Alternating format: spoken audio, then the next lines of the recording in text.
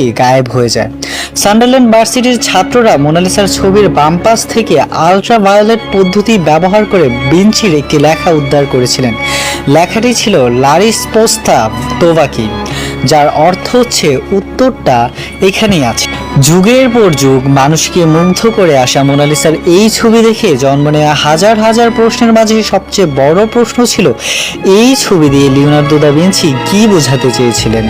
Paranormal ম্যাগাজিনের একদল তরুণ ছাত্র উত্তরটা পরে খুঁজে বের করার চেষ্টা করেন।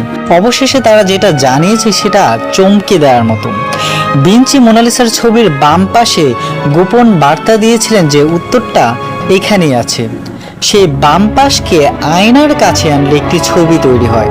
অবাক করা বিষয় হচ্ছে এই তৈরি হওয়া ছবির জিপটিকেই ভিঞ্চি বোধহয় 15 সালের দিকে দেখেছিলেন। ছবিটি একটি এলিয়েনের, ভিন গ্রহের এলিয়েন।